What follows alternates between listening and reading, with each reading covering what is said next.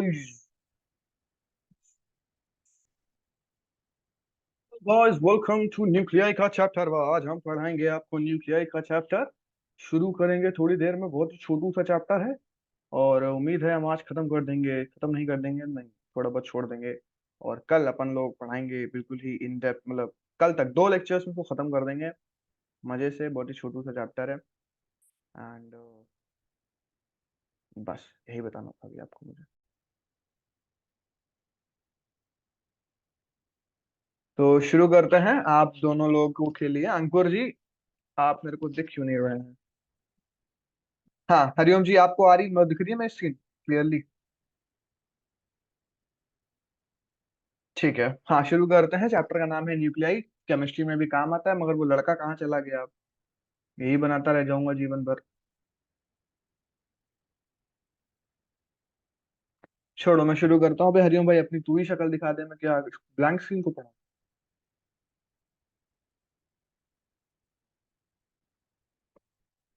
भाई लाइट भी ऑन कर लो, नींदों में घुसोगे तो दिमाग में घुसेगा भी नहीं।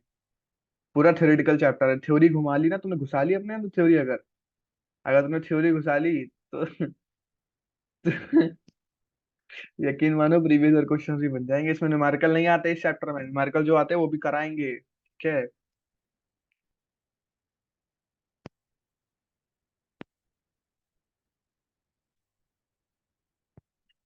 तो कैमरा फिक्स कर रहे हो कि सब फिक्स कर लिया तुमने? हाँ शुरू करते हैं। चैप्टर का नाम है न्यूक्लियाई। सबसे पहले बात, न्यूक्लियाई से हमारा क्या मतलब है? न्यूक्लियस, न्यूक्लियस के अंतर्गत की बात करेंगे। एटम होता है, एटम के अंदर न्यूक्लियस होता है, यही सब फलाना ढिमकाना होता है। और न्यूक्लियस में क्या क्या होता है वो सब बात करते हैं। देखो, मेन तुम्हारा बीच में न्यूक्लियस होता है और न्यूक्लियस के अंदर न्यूट्रॉन और प्रोटॉन पाए जाते हैं। न्यूट्रॉन और प्रोटॉन बीच में पाए जाते हैं। साइड साइड में एक इलेक्ट्रॉन होते हैं। ये एक एटम का डायग्राम होता है।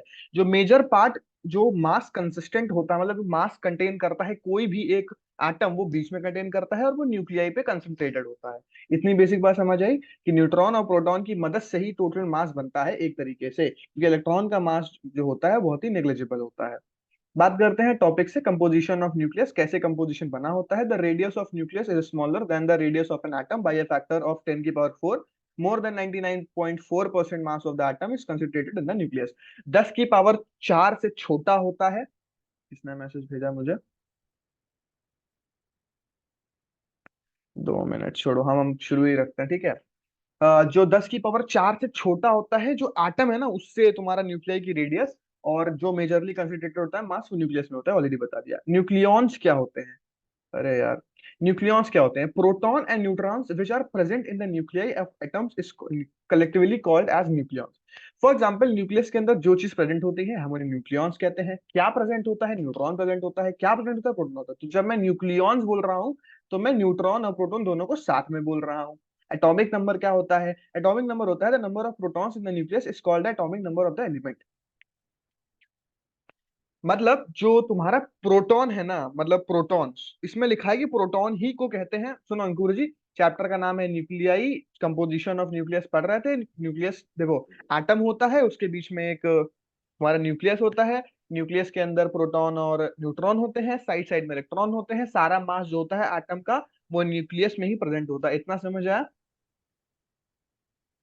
तुमको मैं क्विक रिकैप दे रहा था। न्यूक्लियॉन्स क्या होते हैं? जब प्रोटॉन और न्यूट्रॉन को साथ में हम बोलते हैं तो उसको हम लोग न्यूक्लियॉन्स कहते हैं। समझ आया? अब बात करते हैं, बहुत अब स्लोली करूंगा, बहुत तेज नहीं भगाऊंगा, एटॉमिक नंबर के बारे में। इसमें लिखा है जो नंबर ऑफ प्रोटॉन्स होते हैं उन्हें ही हम एटॉमिक नंबर कहते हैं, मगर ये बात गलत है। नंबर ऑफ प्रोटॉन और नंबर ऑफ इलेक्ट्रॉन दोनों आपस में बराबर होते हैं। अगर किसी भी हम एटम की बात करते हैं तो जितने नंबर ऑफ प्रोटॉन होते हैं उतने ही नंबर ऑफ इलेक्ट्रॉन भी होते हैं। आपस में वो इक्वल होते हैं, और इन्हीं दोनों के जो इक्वल है ना, इन्हीं को हम एटॉमिक नंबर कहते हैं। तो चाहे आप प्रोटॉन को मतलब एटॉमिक नंबर बोल दीजिए, चाहे आप इलेक्ट्रॉन को एटॉमिक नंबर बोल दीजिए। पर प्रोटॉन इसलिए बोलते हैं क्योंकि प्रोटॉन बाहर नहीं जाता है, इलेक्ट्रॉन चले जाते हैं। जब एनर्जी उनको देते हैं तो इलेक्ट्रॉन बाहर कूद के शेल के बाहर चला जाता है, इलेक्ट्रॉन घट जाते हैं। इसलिए नंबर ऑफ प्रोटॉन को ही एटॉमिक नंबर कहा जाता है। इसको रिप्रेजेंटेशन का तरीका जेड होता है, जेड से इसको रिप्रेजेंट करते हैं, किसको? एटॉमिक नंबर को। समझ आया? अब बात हाँ, करते हैं मास। क्या? कुछ नहीं। अब बात करते हैं मास नंबर के बारे में। न्यूक्लियॉन्स मैंने बताया, प्रोटॉन और न्यूट्रॉन को साथ में बोलने के लिए न्यूक्लियॉन्स बोलते हैं। एटॉमिक नंबर मैंने बताया, नंबर ऑफ प्रोटॉन्स जितने होते हैं उतना एटॉमिक नंबर होता है। अब mass number, total number of protons and neutrons present in the nucleus is called the mass number of the element. It is united by A. Total number of protons and neutrons present in a nucleus is called mass. कितने total number of protons है, कितने total number of हमारे neutrons है, दोनों को जोड़ दो, उससे मास नंबर। बहुत से बच्चों को कंफ्यूजन होता है कि एटॉमिक नंबर और मास नंबर में क्या फर्क है, क्योंकि 11वीं का कॉन्सेप्ट होता है। तो एटॉमिक नंबर क्या होता है, नंबर ऑफ प्रोटॉन या नंबर ऑफ इलेक्ट्रॉन जितने हैं। मास नंबर क्या होता है, number of proton plus number of neutrons. Number of proton plus number of neutrons. अगर दिमाग में याद करना है ना, तो याद करने के लिए एक तरीका है कि मास कहाँ कंसंट्रेटेड होता है, एटम के बीच में कंसंट्रेटेड होता है। हाँ ठीक है भाई, बीच में कंसंट्रेटेड होता है, याद आ गया। बीच में क्या होता है, बीच में तो नितिन भैया ने बताया था कि बीच में प्रोटॉन होता है, बीच में न्यूट्रॉन होता है। तो मास बीच में प्रोटॉन न्यूट्रॉन, ठीक है ठीक है, मास नंबर होता है प्रोटॉन प्लस न्यूट्रॉन, तभी मास नंबर आता है। अच्छा atomic number, atomic number mass number निकालना समझ गए, तो एटॉमिक नंबर क्या बचा, नंबर ऑफ प्रोटॉन, या नंबर ऑफ प्रोटॉन बोल दो या नंबर ऑफ इलेक्ट्रॉन्स बोल दो, उसी को एटॉमिक नंबर बोलते हैं। इतना समझ में आया। अब ऐसे ही न्यूमेरिकल में कुछ चीजें आ जाती हैं सॉल्व करने के लिए, मतलब ये निकालो वो निकालो ये निकालो, 11वीं का टॉपिक है ये, वो भी देख लेते हैं। Number of protons in an atom is Z, already बताया। प्रोटॉन्स इलेक्ट्रॉन्स आपस में बराबर एक तरीके से होते हैं, तो दोनों को रिप्रेजेंटेशन करने का तरीका जेड जेड है। एटॉमिक नंबर को रिप्रेजेंट करने का तरीका जेड जेड है। नंबर ऑफ न्यूक्लियॉन्स को प्रेजेंट करने का तरीका है ए। नंबर ऑफ न्यूक्लियॉन्स को रिप्रेजेंट करने का तरीका है A. Number of neutrons in an atom is equal to N is equal to A minus Z. N को बोल दिया हमने न्यूट्रॉन, जेड हमने बोल दिया क्या, नंबर ऑफ प्रोटॉन्स, और ए क्या है हमारे पास, नंबर ऑफ न्यूक्लियॉन्स। एक बात बताओ, न्यूक्लियॉन्स में क्या क्या आता है, कोई मुझे बताओ न्यूक्लियॉन्स में क्या क्या आता है, बताओ अंकुर बताओ, न्यूक्लियॉन्स में क्या क्या आता है। बिकॉज इलेक्ट्रॉन होते हैं, प्रोटॉन होते हैं। न्यूक्लियस नहीं, न्यूक्लियॉन्स क्या होता है। बिल्कुल मेरे बारे में नहीं पता। देखो इधर देखो, न्यूक्लियॉन्स जो होता है ना, न्यूक्लियॉन्स, न्यूक्लियॉन्स एक बोलने का तरीका है प्रोटॉन और न्यूट्रॉन को। तो प्रोटॉन और न्यूट्रॉन दोनों को हम न्यूक्लियॉन्स कहते हैं। तो अब नीचे आ अच्छा। जाओ, प्रोटॉन और न्यूट्रॉन दोनों को हम कहते हैं न्यूक्लियॉन। तो यहाँ पे हमको नंबर ऑफ न्यूट्रॉन निकालने हैं। अगर मैं प्रोटॉन हम्म। न्यूट्रॉन मतलब ए माइनस जेड कर दूं, ए क्या था, न्यूक्लियॉन्स, तो अगर मैं न्यूक्लियॉन्स में से प्रोटॉन को घटा दूं तो न्यूट्रॉन आ जाएगा ना, क्योंकि देखो प्रोटॉन और न्यूट्रॉन न्यूक्लियॉन्स, और एटॉमिक नंबर में हम्म। सिर्फ और सिर्फ प्रोटॉन। तो अगर मैं इन दोनों को आपस में हम्म। घटा दूं प्रोटॉन को, तो प्रोटॉन प्रोटॉन कैंसिल हो जाएगा, बचेगा न्यूट्रॉन, तो न्यूट्रॉन आ जाएगा। तो N is to A minus Z. A क्या होता है, ए हमारा मास नंबर होता है, जेड क्या मतलब ए हमारा न्यूक्लियॉन्स होता है, और जेड हमारा क्या होता है, एटॉमिक नंबर होता है। अब बात करते हैं न्यूक्लियर मास के बारे में।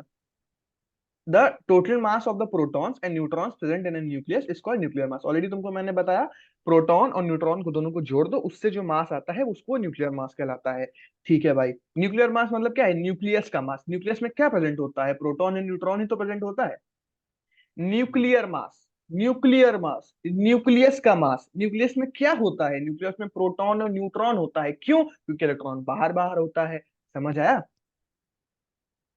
हरिओम तुम्हें कुछ समझ आ रहा है। भाई माइक खोल के जवाब तो दे ही सकते हो, हमसे मुझे पल्ले तो पड़े कि तुम्हें कुछ पल्ले पड़ रहा है। माइक खोल के जवाब दो भाई।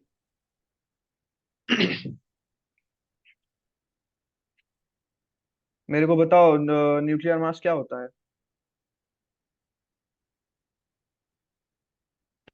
दे भाई जवाब। भाई सो रहे हो तो मैं निकाल दूं फिर, बताओ तुमको।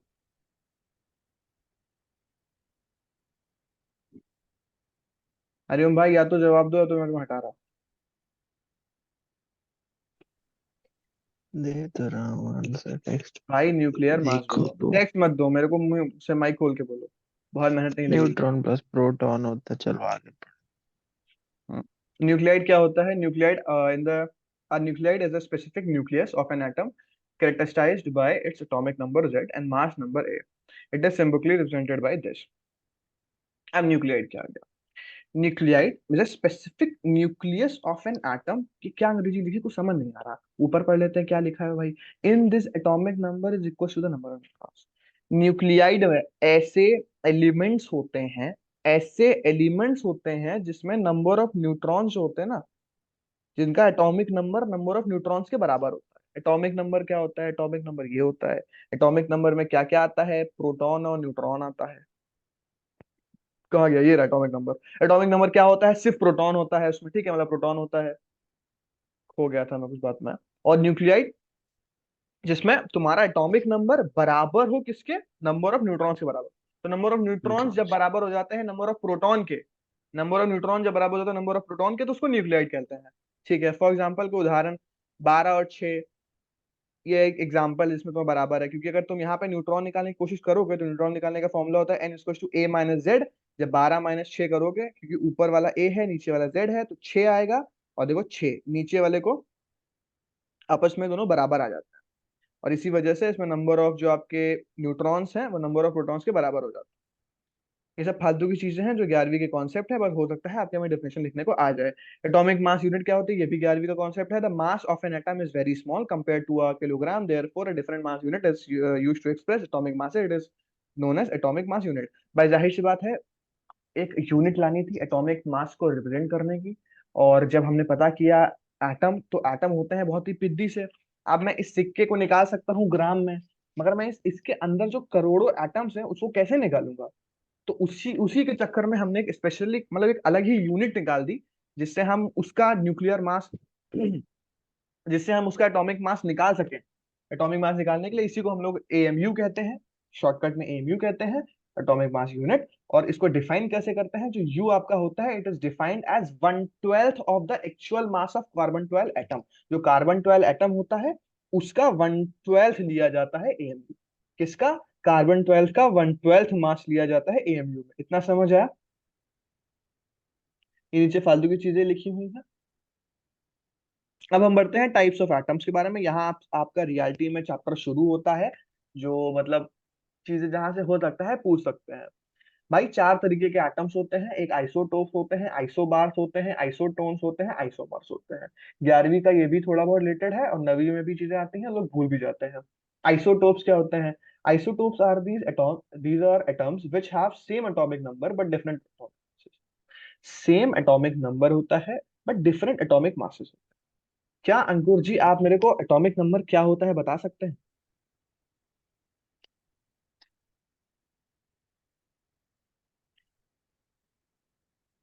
इलेक्ट्रॉन और इलेक्ट्रॉन की संख्या प्रोटॉनों के बराबर होती है, वही इलेक्ट्रॉनिक नंबर होता हाँ, तो तुम बोल सकते हो number of proton, atomic number को तुम नंबर ऑफ प्रोटॉन बोल सकते हो इस तरीके से। चलो ठीक है। है। एटॉमिक मास क्या होता था? एटॉमिक मास इलेक्ट्रॉन और प्रोटॉन का जोड़, योग। इलेक्ट्रॉन का जोड़।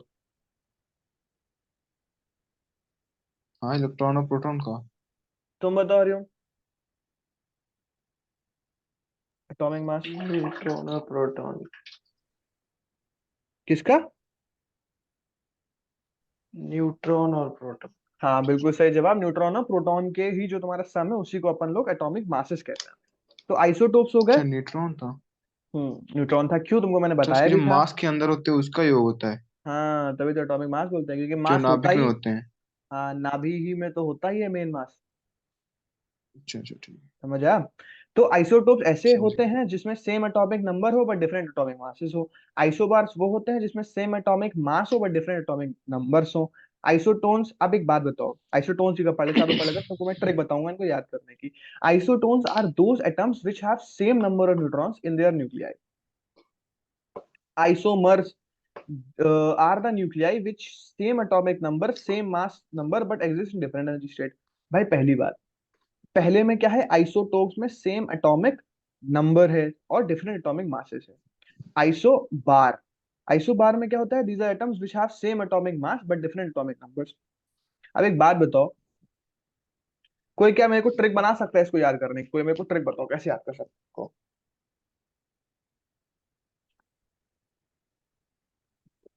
देखो इसका ट्रिक ये है कि आइसो बार, बार माने जहाँ पे बार, ठीक है ना, शायद जहाँ पे दारू पी के लोग भंड पड़े होते हैं।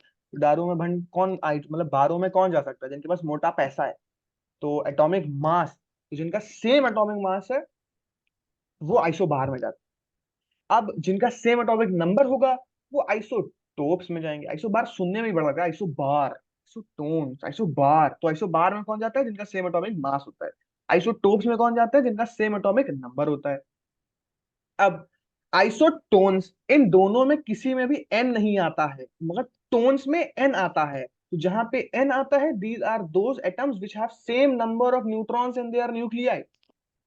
तो बार में सेम एटॉमिक मास, आइसोटोप्स में सेम एटॉमिक नंबर, आइसोटोन्स में सेम नंबर ऑफ न्यूट्रॉन। समझ आया?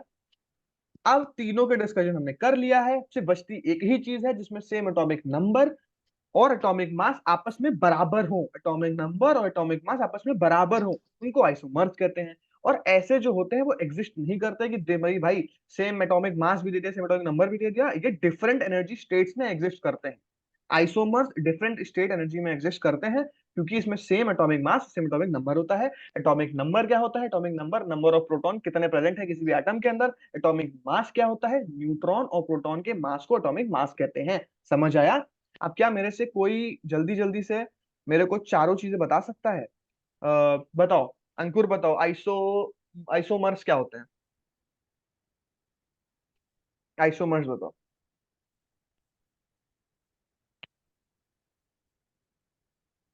बताओ आइसोटोन्स बताओ उनको।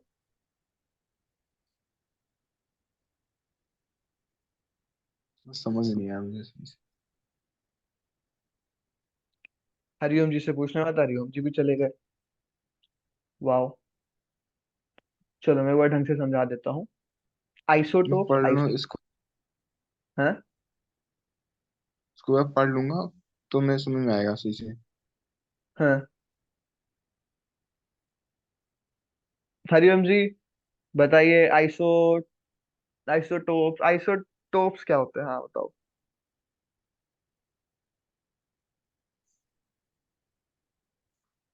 आवाज नहीं आ रही है अभी तुम्हारी। कनेक्टिंग टू ऑडियो दिखा रहा है भाई, ऑडियो कनेक्ट कर लो।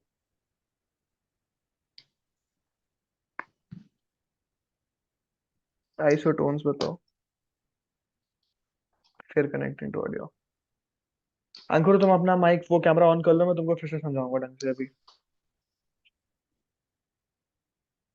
बताओ बताओ। हरिओम आइसोटोन्स क्या होता है?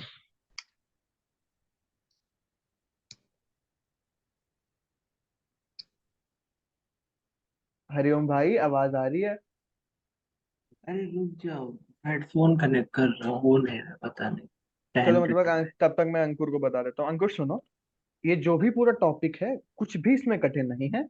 हम इसमें टाइप्स ऑफ एटम्स के बारे में सीखते हैं। और एटम्स कितने प्रकार के होते हैं? चल रहा है। चलो पहले हरिओम त्रिवेदी शायद समझाना चाहें आपको चीजें। हरिओम त्रिवेदी ये आप। हम्म। आइसोटोप्स, आइसोबार, आइसोटोन्स, आइसोमर, ये फिर से समझाओ और ऐसे समझाओ कि मैं नाइन्थ क्लास का बच्चा। ठीक है, तो मैं आप दोनों को फिर दोनों बिल्कुल समझाता हूँ, सुनो। टाइप्स ऑफ एटम्स बहुत ही कोई कठिन चीज नहीं है। हम इसमें एटम्स के प्रकार के बारे में सीखते हैं। और एटम्स के कितने प्रकार होते हैं भाई? एटम दिखता है तो एक ही चीज, उसके प्रकार हमने कैसे किए? हमने एटॉमिक नंबर और एटॉमिक मास के बेसिस पे इसके प्रकारों को निकाला है। तो चार प्रकार होते हैं। एक होता है आइसोबार, आइसोटोप, आइसोटोन्स, आइसोमर्स। चारों सुनने में एक जैसे लगते हैं और इंसान इन्हें भूल जाता है। इसीलिए मैंने इनकी ट्रिक निकाली है। आइसोबार से शुरू करते हैं। आइसोबार, तो बार में कौन जाता है जिसके पास मोटा रोकड़ा होता है? तो मोटा रोकड़ा वाला इंसान बार में जाता है, इसीलिए। और बार सुनने में भी बड़ा लगता है। तो बार में क्या होता है? इसमें सेम एटॉमिक मास होते हैं बट डिफरेंट एटॉमिक नंबर होता है। सेम एटॉमिक मास होता है, डिफरेंट एटॉमिक नंबर होता है। समझना, same atomic mass, different atomic number. फिर आइसोटोप्स पे आ जाते हैं। इसमें क्या है? आइसोटोप्स, आइसो बार ऊंचा था ना, आइसोटोप्स और नीचे है। नाम नाम सुनने में अच्छा लग रहा है। तो इसमें same atomic number, different atomic मास। Same atomic number, different atomic mass. अब आइसोटोन्स, दोनों में देखो क्या बीच में कहीं पे एन आता है? एन फॉर नितिन कहीं पे आता है? नहीं आता है। मगर आइसोटोन्स में एन आता है। एन फॉर नितिन वाजपेयी और एन फॉर न्यूट्रॉन भी होता है। तो इसमें क्या होता है? आइसोटोन्स वो होते हैं जिसमें सेम नंबर ऑफ न्यूट्रॉन्स हो इन देयर न्यूक्लियाई। न्यूक्लियाई माने न्यूक्लियस। तो न्यूक्लियाई में जिसमें भी सेम नंबर ऑफ न्यूट्रॉन्स हो, आइसोटोन्स कहते हैं। तो क्या है, पहले तीन ये तुम लोग को समझ आए? अंकुर समझ आए तीनों तुम्हें? मेरी आवाज आ रही है? हम्म। अब हेडफोन कनेक्ट हो गया। तुम्हें तब से सुनाई नहीं दे रहा था? अंकुर तुम्हें समझ आया? आइसोटोन्स नहीं है। टाइप्स ऑफ एटम्स के बारे में हम इसमें बात करते हैं। एटम्स दिखता तो एक ही तरीके का है, ज्यादा से ज्यादा चार ही प्रकार इसके हो सकते हैं। और वो चारों प्रकार होते क्या है? हम्म। नंबर ऑफ, मतलब चार प्रकार किस तरीके से हो सकते हैं? चार, सिर्फ चार प्रकार। मैं ले ही भूल गया अपनी। चार प्रकार सिर्फ एटॉमिक नंबर और एटॉमिक मास के बेसिस पे ही कर सकते हैं हम लोग। भाई भाई अगर ये सिक्का है तो सिक्का है ना, इसको कैसे मैं बांट सकता हूँ? मैं यही तो कह सकता हूँ कि इसका एटॉमिक नंबर अलग होगा, एटॉमिक मास अलग होगा। तो ऐसे ही एटम को डिफरेंशिएट करने का तरीका है on the basis of their atomic mass and atomic number. तो तीन प्रकार तुम्हारे सामने दिख रहे हैं। सुनो, सामने तीन दिख रहे हैं। तो आइसो बार, बार मतलब समझ रहे हो? बार कौन जाता है? मोटा रोकड़ा वाला, मोटा रोकड़ा जिसके पास ज्यादा मास पैसा है। मास। जिसके पास ज्यादा पैसा है। तो ज्यादा पैसा किसके पास है? सेम एटॉमिक मास। मोटा पैसा, मोटा मोटा, मास मास मास। तो सेम एटॉमिक मास और डिफरेंट एटॉमिक नंबर जिसमें होता है उसको आइसोबार कहते हैं। जिसमें अब रही बात, बार हो गया, सेम एटॉमिक मास। अब बचा है आइसोटोप्स। आइसोटोप्स का थोड़ा नीचे आता है, तो इसमें एटॉमिक नंबर सेम होता है, एटॉमिक मास अलग अलग होता है। एटॉमिक नंबर सेम होता है, एटॉमिक मास अलग अलग होता है। पर आइसोटोन्स, आइसोबार में क्या बताया? Same atomic number different atomic, मतलब same atomic mass different atomic number. Isotopes में क्या बताया? Same atomic number different atomic mass. अब आइसोटोन्स, आइसोटोन्स में एन फॉर नितिन आता है। क्या दोनों की स्पेलिंग्स में एन आता है कहीं भी? एन नहीं आता है कहीं भी। तो इसका मतलब क्या है? ऊपर कहीं न्यूट्रॉन की चर्चा नहीं होगी, नीचे एन आ गया, आइसोटोन्स एन आ गया। तो जिसमें भी एन आ गया, इसमें क्या है? सेम एटॉमिक नहीं, इसमें सेम नंबर ऑफ न्यूट्रॉन होंगे। जिसमें एन आ जाए, सेम नंबर ऑफ न्यूट्रॉन होंगे। इतना समझ आया? तो जिसमें भी हम्म। सेम नंबर ऑफ न्यूट्रॉन हो उसको आइसोटोन्स कहते हैं। जिसमें सेम एटॉमिक मास हो उसको आइसोबार कहते हैं। जिसमें सेम एटॉमिक नंबर हो उसको आइसोटोप्स कहते हैं। इतनी बेसिक सी बात समझ आई? हाँ। अब जरा अरे तुम बोलो। आइसोटोप और आइसोबार उल्टा होते हैं एक दूसरे का हाँ, बेसिक उल्टा होता डेफिनेशन है, में। तभी तो आइसोबार से शुरू किया था। अब आइसोमर्स क्या होते हैं? तीन तो हमने सीख लिए। अब ये मरने वाली क्या चीज है? मर मर मर। कॉमन सी बात है, तुम दोनों मर ही रहे होगे चार प्रकार देख देख के। तो ये जो मर है ना, ये तुम लोग के मरने को दिखाता है। और इस मरने में क्या होता है? सेम एटॉमिक मास और सेम एटॉमिक नंबर होता है। तो जहां तुम दोनों मरने लग जाते हो वहां पे क्या मरते हो? क्योंकि सेम एटॉमिक मास होता है, सेम एटॉमिक नंबर होता है। जब दोनों सेम हो जाए तो उसको आइसोमर कहते हैं। और ये ऐसे एग्जिस्ट नहीं करते। सेम एटॉमिक मास, सेम एटॉमिक नंबर ऐसे कैसे एग्जिस्ट कर सकता है? ये डिफरेंट एनर्जी स्टेट्स पे एग्जिस्ट करते हैं। Exist in different energy state. समझ आया? हम्म। फॉर एग्जाम्पल, आप लोगों ने सुना होगा कार्बन 12 एटम, कार्बन 13 एटम, ऐसे करके सुना है। हम्म। जैसे यहाँ पे देखो लिखा हुआ है प्रोटियम, ड्यूटेरियम, ट्रिटेरियम, मतलब ये हाइड्रोजन के अलग अलग आइसोमर्स दिए हुए हैं। सुना हो तुमने आइसोमर्स? हरिओम जी देखिए सामने, केमिस्ट्री की भाषा है। तुमने देखो, मतलब H1 H2 लिख रहा। H3 दिख रहा है, H1 H2 हम्म। H3। तो ये प्रोटियम, ड्यूटेरियम, ट्रिटियम जब बोलते हैं आइसोमर, आइसो मतलब मर मतलब क्या है? डिफरेंट एनर्जी स्टेट पे एग्जिस्ट कर रहे हैं, but same atomic mass, same atomic number, मतलब है बिल्कुल सेम, बस अलग एनर्जी स्टेट पे एग्जिस्ट करते हैं। फॉर एग्जाम्पल ये देखो, पी के कितने सारे दिए हुए हैं, तो समझ रहे हो ना, अलग अलग करके। अब तुम लोग को चारों चीजें समझ आई? हम्म। कंफ्यूज तो नहीं हो इसमें? हम्म। अब बात करते हैं न्यूट्रॉन के बारे में। Important properties about neutron. Neutron एक एलिमेंट्री पार्टिकल होता है जो प्रेजेंट होता है न्यूक्लियाई में of all atoms, of all elements except hydrogen. Neutron तुमको कहाँ प्रेजेंट होता है? मैंने पहले ही बताया, न्यूक्लियस के अंदर प्रेजेंट होता है। अच्छा एक बात बताओ, वह पहले रीचेक कर लेते कि चित्ता तुमको समझ आया। हरिओम, हम्म। नहीं अंकुर, ये बताओ एटम में इलेक्ट्रॉन्स कहाँ?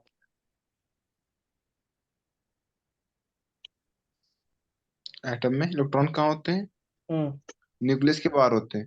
न्यूक्लियस के बाहर होता है। हरिओम, प्रोटॉन कहाँ होता है?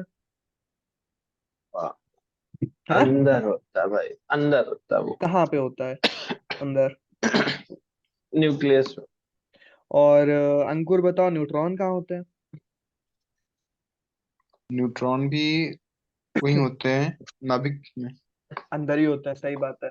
और न्यूक्लियस या न्यूक्लियाई दोनों में से जो कुछ भी बोलूं, मतलब एक ही है। तो न्यूट्रॉन क्या होता है? एक हम्म। एलिमेंट्री पार्टिकल होता है। एलिमेंट्री पार्टिकल कैसे? सबसे छोटा पार्टिकल होता है। जैसे इलेक्ट्रॉन भी एक एलिमेंट्री पार्टिकल है, प्रोटॉन भी एक एलिमेंट्री पार्टिकल है। प्रेजेंट इन न्यूक्लियाई, न्यूक्लियाई माने न्यूक्लियस। सारे एलिमेंट्स में प्रेजेंट होता है, हाइड्रोजन में प्रेजेंट नहीं होता। अब क्यों नहीं प्रेजेंट होता कि मुझे भी नहीं पता, लो सर्च कर लेते हैं। 11वीं की चीज है भाई। वाई? क्या सर्च करना चाहिए मुझे बताओ। बिकॉज हाइड्रोजन बहुत छोटा होता है। शायद उसका एटॉमिक नंबर ही बहुत ज्यादा छोटा होता है, ऐसा कुछ होता है शायद।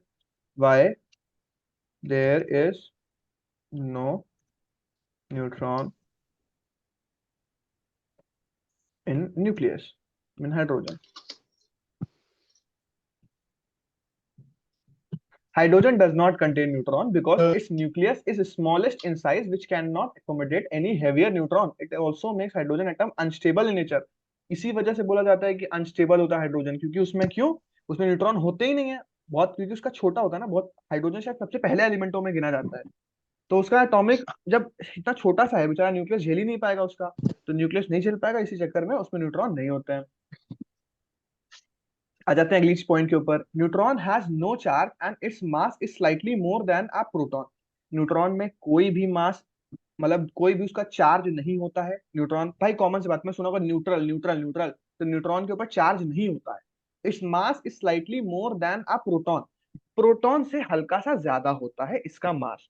तो इसका मतलब तुम्हें मतलब समझ आया, इलेक्ट्रॉन का मास तो सबसे कम होता है, फिर उससे ऊपर प्रोटॉन आता है, फिर सबसे ऊपर न्यूट्रॉन होता है, तो न्यूट्रॉन का सबसे ज्यादा मास होता होगा एक एटम के अंदर। मास क्या होता है वो भी यहाँ पे दिया हुआ है, 1.6749 इंटू 10 की पावर -27 kg मास होता है न्यूट्रॉन का। A free neutron is unstable. It spontaneously decays into a proton, electron, and an anti-neutrino with a half-life of about 1000.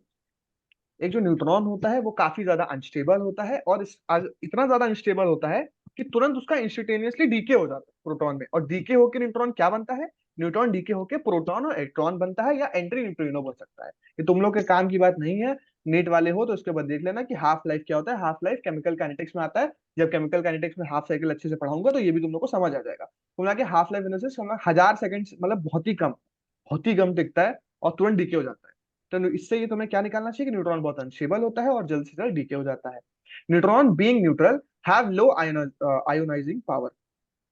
Neutron जो होता है वो न्यूट्रल होता है और उसकी आयोनाइजिंग पावर बहुत कम होती है। एक बात बताओ, आयोनाइजिंग पावर क्या होता है, किसी को पता है? अरे यार ये तो मुझे बताना चाहिए, पढ़ा है बताओ बार बताओ। बार। अरे आयनाइजिंग लेयर्स को जितना क्रॉस कर पाता है शायद वैसा होता है, नहीं नहीं, जितना आयोनाइजिंग मतलब पावर जाता आयंस बनाने की क्षमता, किसी से भी इलेक्ट्रॉन लेने की क्षमता, आयंस बनाने की क्षमता, आयोनाइजिंग पावर किसी और में है। आयंस। तो न्यूट्रल है भाई, कॉमन सी बात है, न्यूट्रल है तो वो कैसे किसी से, समझ रहे हो ना, किसी को कैसे आयोनाइज करेगा, किसी कैसे इलेक्ट्रॉन्स लेगा, तो वो खुद ही में न्यूट्रल है। Being neutral, neutron are not repelled और attracted by the nucleus and the electrons of an atom. They can easily penetrate through heavy nuclei and induce nuclear reactions. Common सी बात है, मतलब तुम्हारी जो होता है न्यूट्रॉन वो न्यूट्रल होता है। आज जब न्यूट्रल है उसके ऊपर कोई चार्ज ही नहीं है, तो ना ही कोई उसको अट्रैक्ट करेगा ना ही उसको कोई रिपेल करेगा। और चार्ज कहाँ होता है, चार्ज प्रोटॉन और इलेक्ट्रॉन के ऊपर होता है। तो इसी वजह से देखा नहीं, electron repel each other, attract each other, में सुना होगा ये सब। तो जब न्यूट्रॉन के ऊपर कोई चार्ज ही नहीं है तो उसके ऊपर कोई ये एक्शन काम ही नहीं करेगा अट्रैक्ट और रिपल्ड का। और दे कैन इजिली पेनिट्रेट, पेनिट्रेट मतलब कहीं घुस जाते हैं, थ्रू अ हैवी न्यूक्लियाई, किसी भी न्यूक्लियाई में इजिली पेनिट्रेट कर सकते हैं और इंड्यूस कर सकते हैं अपने न्यूक्लियर रिएक्शंस को। दे induce radio activity in many, ये रेडियो एक्टिविटी इंड्यूस्ड करते हैं in many elements. Radio activity समझ में आता है? एटम बॉम्ब सुना है, एटम बॉम्ब? तो इसी तरीके से काम करता होगा वो, न्यूट्रॉन को समझ रहे हो ना, सिस्टम इसका, तो ना कि रेडियो एक्टिविटी को इंड्यूस करता है ये एटम इसमें। बॉम्ब में एटम की स्प्लिटिंग होती है। इतनी तेजी से फटते हैं एटम्स उसके, कैसी की तैसी कर देता है। अब आ जाते हैं साइज ऑफ न्यूक्लियस के बारे में, काफी इंपॉर्टेंट एटम टॉपिक नहीं है। फटता है, एटम के अंदर का मामला बाहर होता है तो स्प्लिट हो जाता है। हम्म।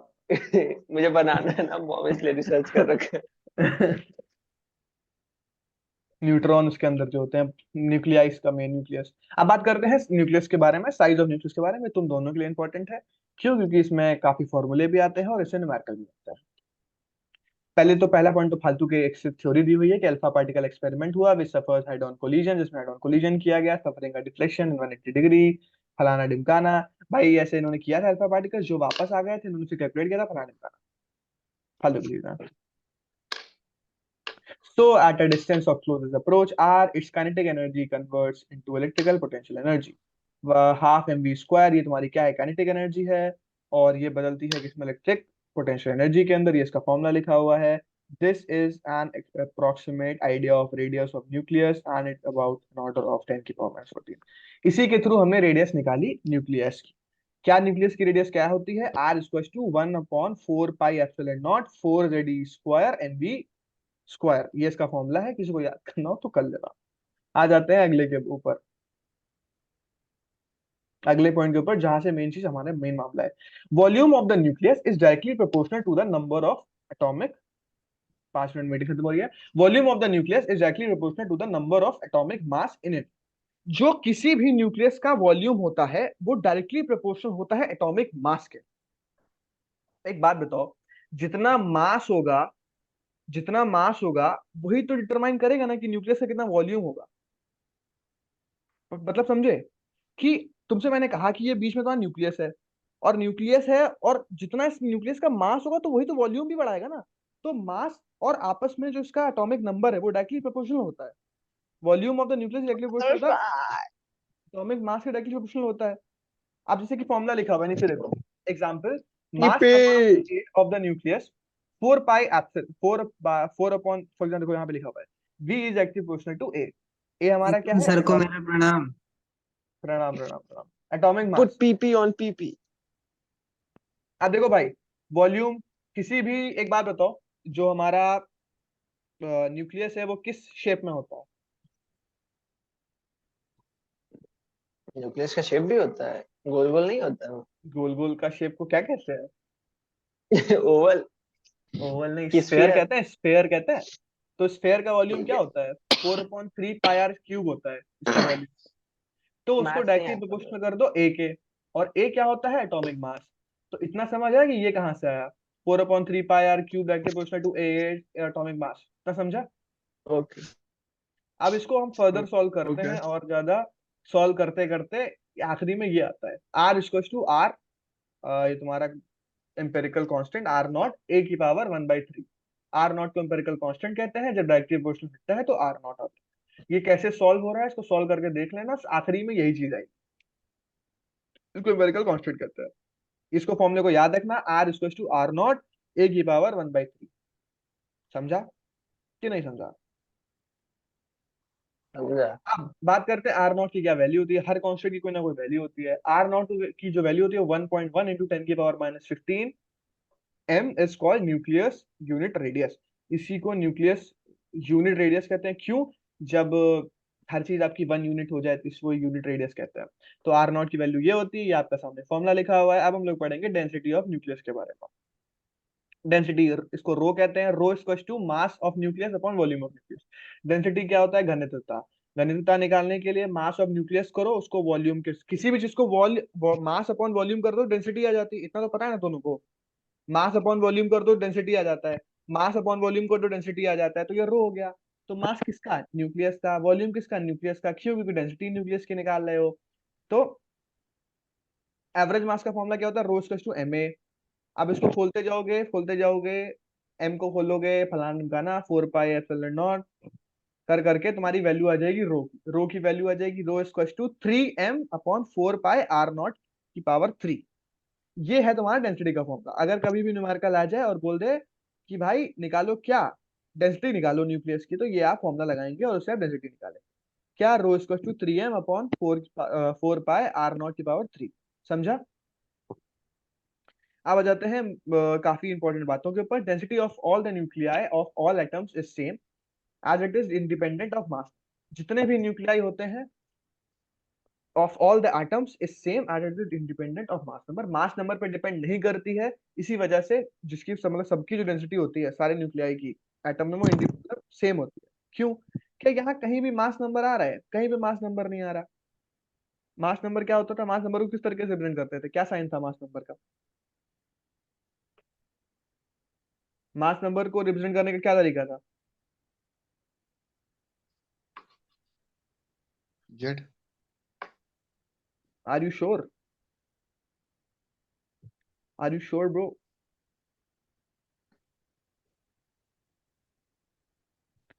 मास number, nuclear mass, mass mass अरे मास मास नंबर ए से डिनोट करते ए। थे।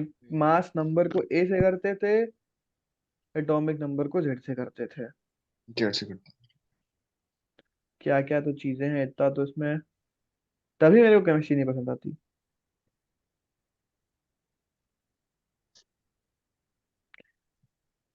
क्योंकि यहाँ पे कहीं भी ए से करते हैं ना, या इस फॉर्मूले में कहीं भी ए आ रहा है, दिख रहा है किसी को भी ए, तो इसी वजह से इंडिपेंडेंट है। जब ए फॉर्मूले में है ही नहीं तो इंडिपेंडेंट ही तो होगी ना। डेंसिटी सारी न्यूक्लियाई की सेम ही होगी ना एटम की, क्योंकि डिपेंडेंट ही नहीं है। Matter is not distributed uniformly inside the nucleus and density is maximum at the centre of nucleus with respect towards its edge, so nucleus. इसे रुकना।